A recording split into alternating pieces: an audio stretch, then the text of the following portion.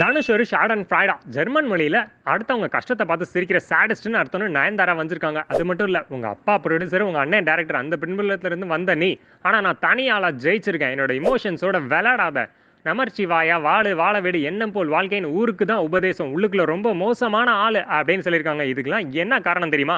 Beyond the fairy tale நயன்தாராவோட documentary wedding video 18ஆம் தேதி நெட்ஃபிளிக்ஸ்ல ரிலீஸ் ஆகுது. அந்த ட்ரெய்லர்ல 3 செகண்ட் நானும் ரோடிதான் கிளிப்பை யூஸ் பண்ணதுக்கு 10 கோடி காம்பன்சேஷன் கேட்டிருக்காரு தனுஷ். தனுஷ் படம் வந்ததுக்கு அப்புறம் நிறைய கேட்கலாம்ல, ஓகே, ஏன்னா அங்கதானே உங்க லவ்வே டெவலப் ஆச்சு.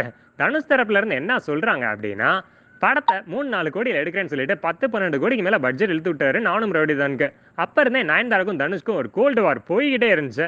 ஸோ இப்போ அது பூதாகரமா வெடிச்சிருச்சு. ஒரே நாள்ல தனுஷோட இமேஜை கிளீன் போல்ட் ஆக்கிட்டாங்க. இளையராஜா பயோபிக்ல நடிக்கிறனால அவருக்கும் அவரை மாதிரியே காம்பன்சேஷன் கேட்கிற பழக்கம் ஒட்டிக்கிச்சு.